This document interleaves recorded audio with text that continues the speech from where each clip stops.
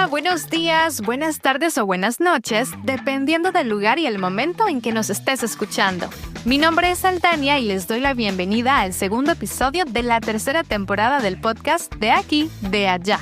Este es un espacio de conversación y acompañamiento creado y producido por Airpack, una marca comprometida con conectar familias en Centroamérica a través de la innovación en transferencias de dinero y soluciones financieras. Creamos este espacio para todas las personas que tienen planes de dejar su país, por la razón que sea, quienes ya lo hicieron y están atravesando por cambios, dificultades y retos. Y también para quienes los acompañan en ese camino. Antes de comenzar, queremos recordarte que las opiniones expresadas por nuestros invitados no representan necesariamente la postura de Airpack. Cada historia y cada testimonio son personales y su contenido es responsabilidad de quien lo comparte. Hola, bienvenidos a otro episodio. Hoy tenemos una historia poderosa que nos recuerda que el conocimiento no tiene fronteras y que nuestras raíces, lejos de ser un obstáculo, pueden ser nuestra brújula donde sea que vayamos. Nuestro invitado de hoy nació en Chimaltenango, Guatemala. Es economista, políglota y ha estudiado en Estados Unidos y Taiwán gracias a becas internacionales. Hoy, desde El Salvador, sigue trabajando con una visión que une culturas, idiomas y comunidades. Él es Hugo Zanik. Bienvenido, Hugo. ¿Cómo estás? Muy bien, muchísimas gracias por tenerme aquí. Estoy muy bien, día sábado, soleadito. Sí. Qué gusto. Para comenzar a conocerte, quisiera que nos cuentes de tu infancia. ¿Cómo fue tu infancia en Chimaltenango y qué papel jugó la educación en tus primeros años? Bueno, les voy a contar un poquito de mi infancia, ¿verdad? En breve. Hay muchas cosas para contar, obviamente, ¿verdad? Pero creo que es como cualquier otro niño centroamericano o guatemalteco. Estuvo lleno de juegos, de canicas, de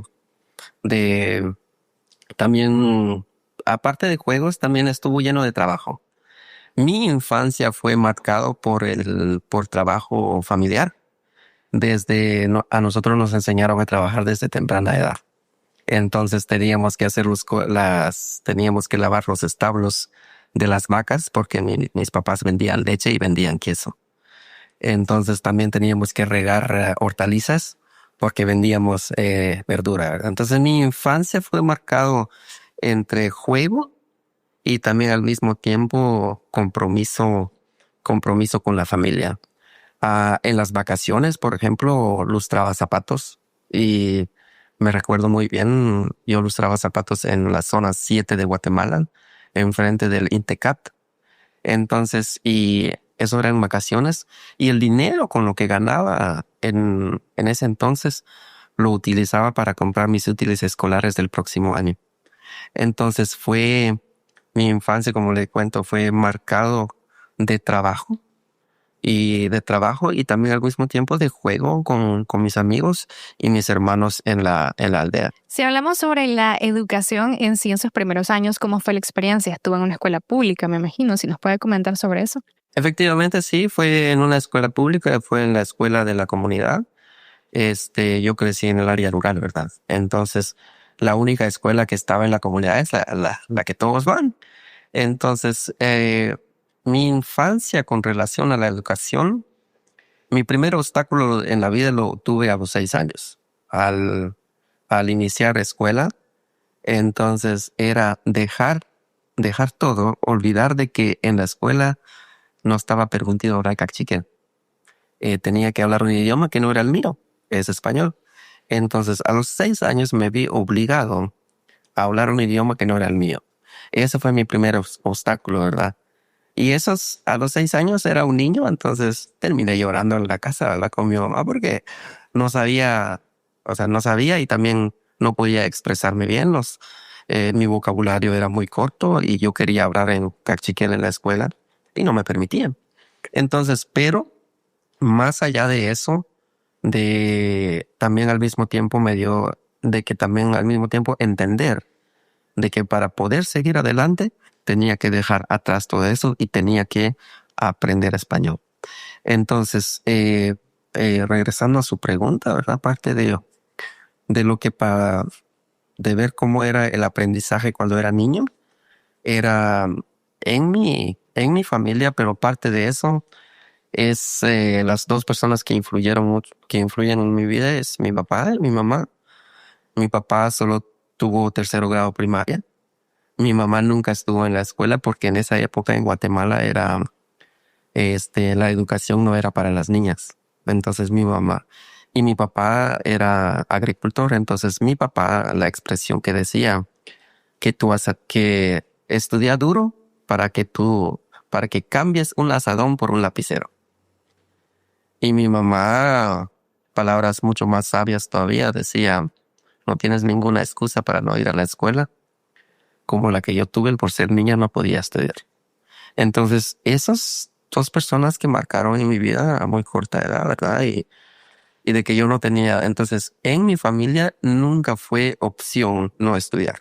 Nunca tuve esa opción, ¿verdad? Y también no tenía, eran muy escasos recursos y entonces también lo otro era, a mí no me regalaban nada por sacar un 90, un 95, o sea, no tenía premio para eso.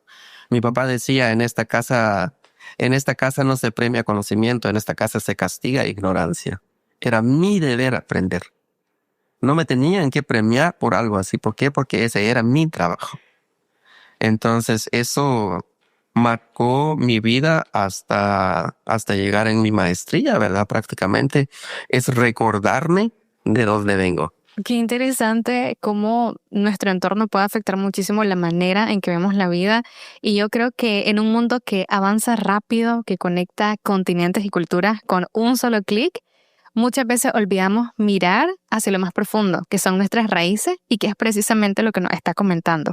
En tu caso, Hugo, ¿cómo influyó tu identidad cachiquel en tu forma de ver el aprendizaje?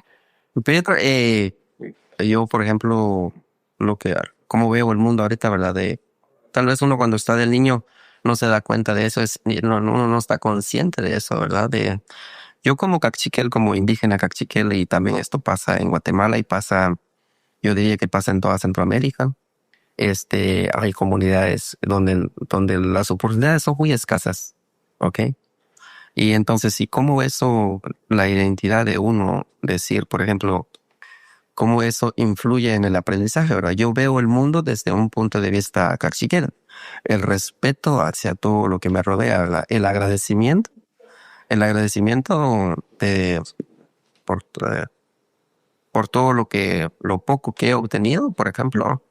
No he logrado no llegué a Estados Unidos, no llegué a Taiwán sin la ayuda de muchas personas. Entonces estoy desde mi identidad con ver con el aprendizaje el aprendizaje es sabiduría. Entonces mi abuela compartía muchas historias conmigo.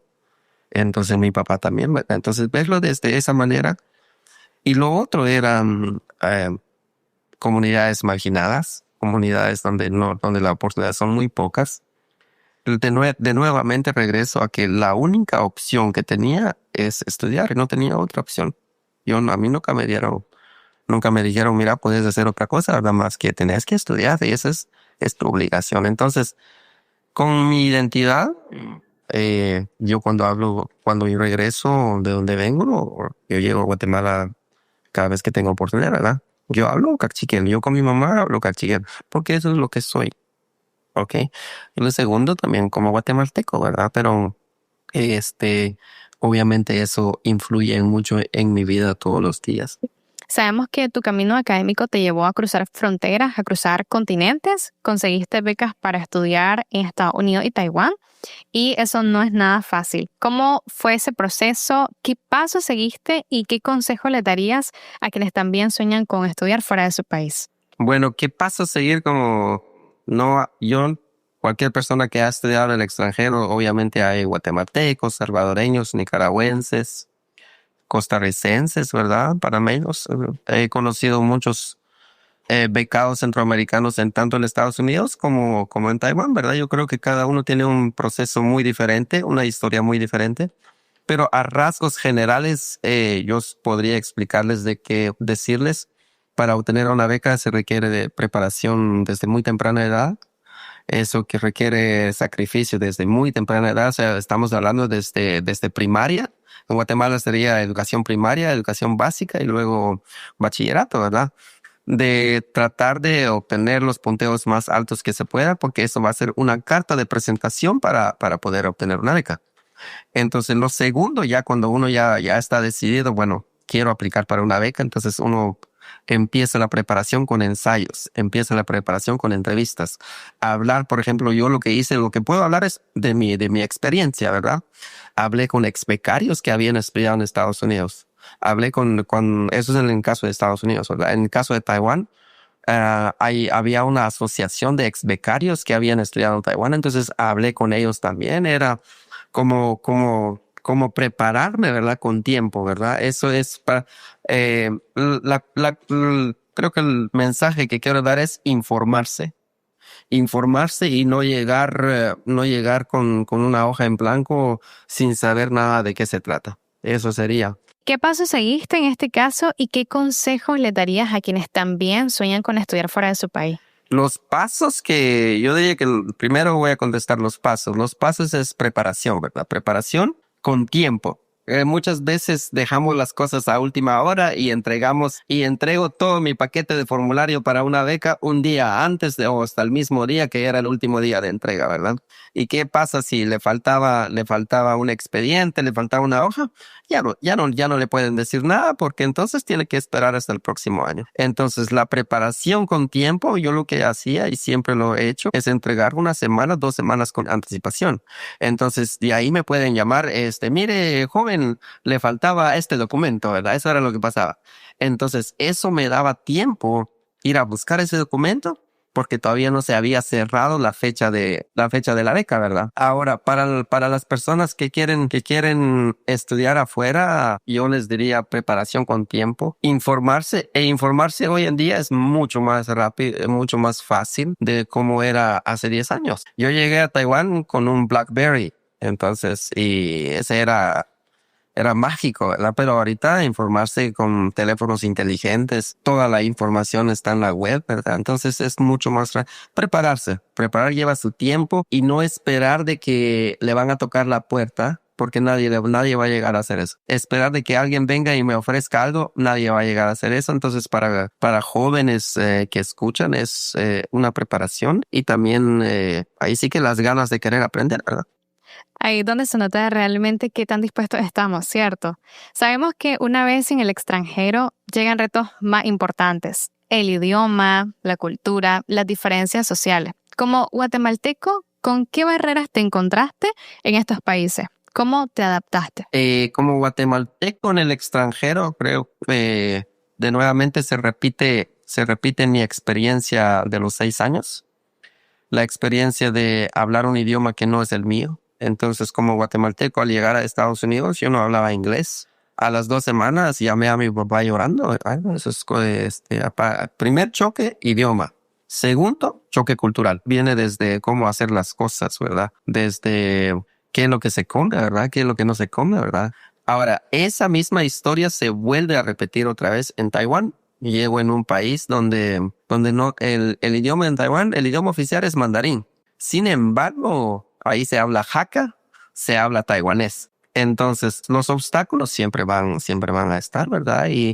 Pero creo que para poder seguir adelante, creo que lo que yo tenía muy claro cuál era mi objetivo. Mi objetivo era graduarme, ¿verdad? Porque como le dije anteriormente, para mí nunca fue una opción de no estudiar. Y mi única opción era a través de becas, por los escasos recursos económicos, ¿verdad? Claro, era algo que sí o sí tenía que suceder y muchos no lo saben, pero hablar un idioma originario no es una limitación, es un superpoder. En tu caso, como hablante de cachiquel y políglota, ¿crees que conocer un idioma maya te ha facilitado el aprendizaje de otro idioma? Creo que en ese momento, cuando yo llegué a Estados Unidos, solo era bilingüe, ¿verdad? Hablaba cachiquel y hablaba español. No pensé en mayor cosa de eso, ¿verdad? Mire, porque hablo cachiquel o porque hablo español se me va a facilitar. Pero ya en el transcurso del tiempo y ahorita que veo atrás, sí, definitivamente sí se me hizo mucho más rápido a aprender otro idioma.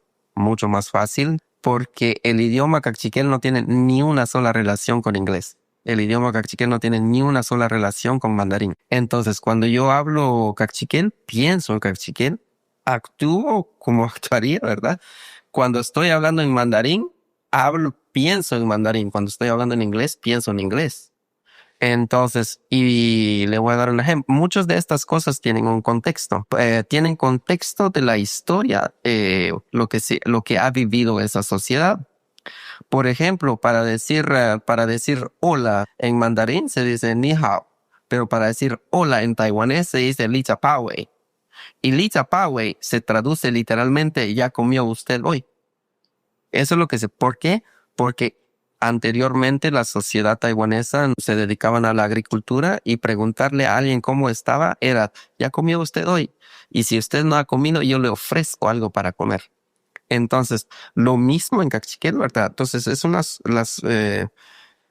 por eso le digo de que si aprendiera otro idioma, yo creo que dejaría de pensar en cachiquel, en español, en inglés y en mandarín, y me enfocaría en ese idioma y en el contexto de qué están hablando, ¿verdad? Entonces, hablar un idioma maya ha sido muy fácil y entonces al mismo tiempo me siento muy afortunado. Y esta pregunta nos lleva a la siguiente y es que si crees que hay alguna conexión entre la estructura del cachiquel y tu forma de aprender nuevo idioma. Aprender otros idiomas, o sea, la relación no tienen. Creo que es más mi manera de pensar. Es más, por ejemplo, en español se dice hablando del rey de Roma y el que se asoma, ¿verdad? En inglés se dice speaking of the devil, ¿verdad? En chino, le voy a dar en chino. En chino se dice shuo cao cao cao cao cao cao. Y eso tiene un contexto histórico. Había un señor que se llamaba Cao Cao. Y eso fue en una época de China, que lo hablan en una novela que se llama El romance de los tres reinos. Y que entonces, cada vez que hablaban de Cao Cao, Cao Cao llegaba. Pero en los tres idiomas no tienen ni una sola relación. Entonces, porque se hablan en contexto, ¿verdad? Entonces, eso me ha... como le digo, ahorita recientemente estuve en Japón, ¿verdad? Y ellos ven las cosas y ven la vida de una manera diferente, lo ven con lentes diferentes. Y obviamente yo también ahorita a veces también lo veo como cachiquel, lo veo como guatemalteco, también lo veo parte de eso de mi educación en el extranjero, veo así las cosas también. Suena bastante interesante. Creo que es algo enriquecedor por completo conocerlo. Y la siguiente pregunta es, si tu historia fuera escuchada por un niño o una niña en una escuela rural, ¿qué esperas que se lleven de ella? Yo creo que independientemente de dónde me estás escuchando la historia, ya sea del área rural o del área urbana, porque tanto mi historia nació en un área rural, pero si alguien llega a escucharme es de que los sueños se logran. Obviamente yo tengo mucho por recorrer todavía. O si hay alguien que me está escuchando, no esperen a que las oportunidades lleguen a tocarle la puerta de su casa porque nadie va a sentir pena por nadie. Es de ir a buscarlos y decir yo quiero esto, ¿verdad? Tener bien claro los objetivos y las metas que uno quiere alcanzar. En mi caso, personalmente, yo no tenía ni una otra opción. No tenía opción de estudiar en universidad en Guatemala, así que mi única opción era con becas. Entonces tenía que buscar esas oportunidades, salir adelante. Entonces en muchas ocasiones era pasar pena, pasar llanto, es llorar, ¿verdad?